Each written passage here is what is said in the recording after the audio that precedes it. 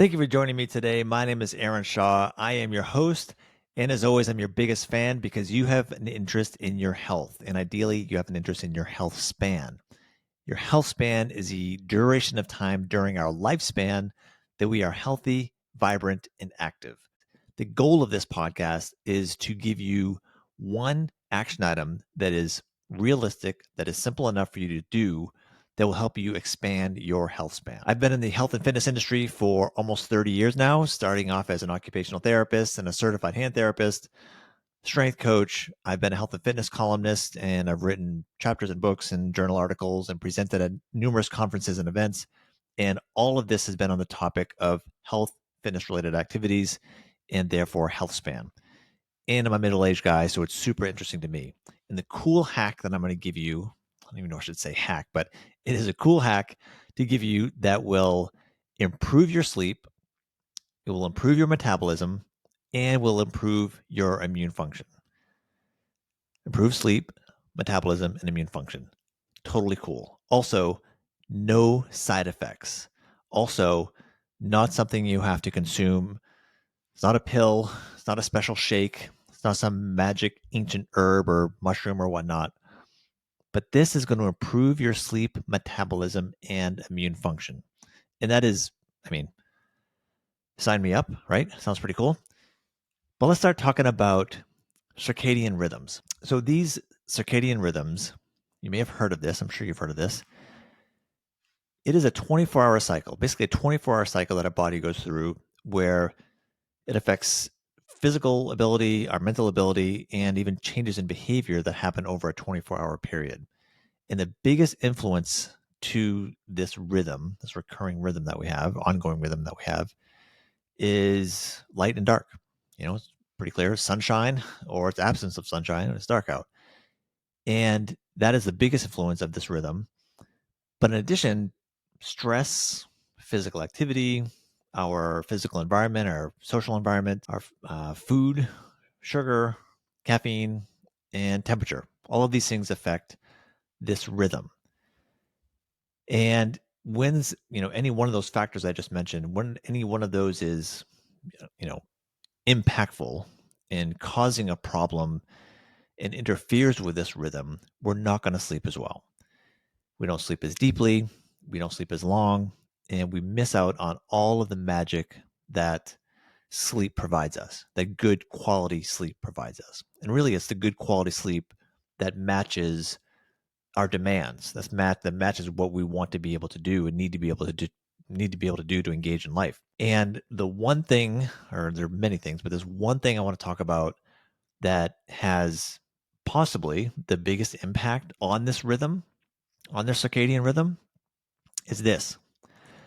It's the time you go to bed. And maybe it's even less like the time you go to bed, the consistency of the time you go to bed.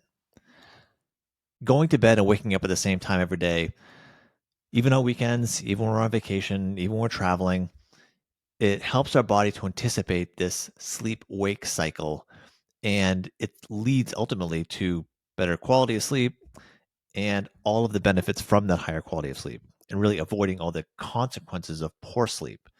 So when you have wildly different bedtimes, so I can think of, and maybe we've all been guilty of this at one point or another, but you have a certain schedule Monday through Friday, perhaps if you're on a regular work schedule, then it's Friday night, you stay up a little bit later, it's the weekend, you stay out even later, you sleep in a little bit later, and your body loses this rhythm or barely kind of catches up to a rhythm, and then then you interfere with that rhythm, you disrupt it, and then what you're left with doing is trying to get it back sort of on point or back aligned. And that may mean you got to chug a little bit more coffee to kind of get yourself up and going. That means you may take longer to fall asleep. That means you may be dragging. You may feel fatigue. You may notice literal cognitive impairments. You may forget things. You may just feel foggy. And it comes down in no small part to missing the opportunity of just working with your body, working with yourself to set a general time when you go to bed, general time when you wake up. And it doesn't have to be to the minute, obviously, but probably within 30 minutes or so is probably a good idea to teach your body this is the time that the body winds down And then this is the time the body starts to ramp up. So you can improve your quality of sleep and even this consistency of sleep by having good sleep hygiene. And I remember when I first heard the word sleep hygiene, I was like, wait a minute, can you bathe in sleep? That sounds kind of interesting. But sleep hygiene is really, you could call it sleep habits. And that is not only setting the alarm for the same time for waking up, but maybe even setting an alarm to say, hey, it's time to kind of start preparing for bed. And that may mean turning off the TV and really, this is the hard one, getting your face away from the phone, getting your face away from that bright light, and starting your nighttime routine. So maybe 20 or 30 minutes before you want to be in bed, you're shutting things down. And in my case, it's taking the dogs out one last time, putting them in their crate, and then brushing my teeth and getting into bed, getting my book. Phone is put in lock mode.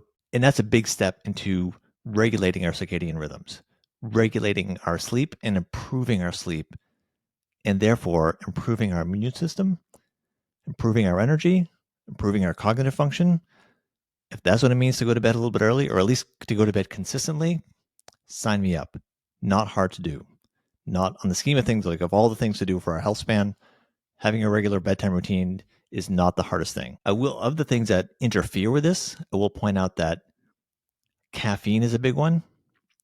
People who consume caffeine a little bit too close to bedtime, have that late afternoon coffee kind of pick me up, can be a big factor. With a lot of my clients anyhow, it's been a factor sometimes. And one thing to keep in mind with caffeine is that there is about a 6-hour half-life of caffeine. So which basically means if you have, let's just say 12 ounces of caffeine, or coffee, let's say, so of the 12 ounces of the caffeine that's in 12 ounces of coffee, 6 hours later, half of that is still in your system.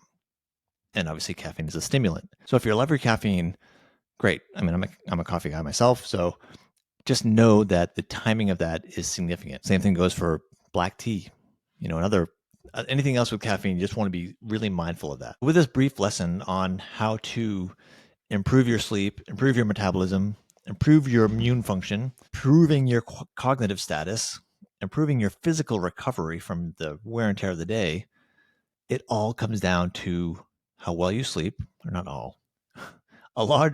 Very large part of it comes down to how well you sleep. And how well you sleep is very much related to your circadian rhythm, which is very much related to your sleep time consistency. So your one assignment, your one activity would be to look at your general time that you go to bed, the general time you wake up, and do a little retrospective of your sleep habits over the past week or 2 weeks. And are you on point? Do you generally go to bed at the same time and generally wake up at the same time? If you do, gold star. You win. Stick with it. Don't change it. If you don't, and this is a struggle for people who travel time zones for work or play, if you don't do that consistently, see if you can change your habits a little bit. See if there's a way to, if you're staying in the same time zone at the very least, see if there's a way to adjust your weekday to weekend or days on to days off to be as consistent as possible. And when you can't, for whatever reason, acknowledge that that's the reason and see if you can maybe accommodate ahead of time and afterwards, which may mean if on a certain day, like you're just not going to get in this, you have to stay up later the day before, maybe try to bank a little bit of extra sleep. So then maybe if you absolutely can't stick to it, maybe try to get an extra 30 minutes of sleep the day before, knowing there's going to be compromised the following day. But the main goal is to be as consistent as possible to maintain your circadian rhythms. That's the assignment. Consistency. Give it a shot. If you have more challenges with sleep, listen to some other podcasts. I'm going to go deep into everything again, from caffeine intake to sleep hygiene, the details of sleep hygiene, the pros and cons of staying up later when you can't sleep, what to do with insomnia. We'll cover all that. But for now, start with your circadian rhythm. Try to get consistent sleep. Your body will love you for it. Tons of things. All the magic happens when we're asleep. We do the wear and tear during the day, high demand during the day. The only way you recover, the body shuts down. If you compromise the shutdown part, your performance, whether it's physical or cognitive, is going to be impaired. We don't want that. But what I do want is I want you to subscribe to this podcast so I can keep sharing tips for our health span journey that we're on together. If you know somebody else who's interested in health and health span, please share this with them. And if you want more content related to health span, in the show notes, I'll put the link to sign up for my newsletter, which I send out to all my coaching clients. So you can sign up for that. And until next time, sweet dreams. Cheers.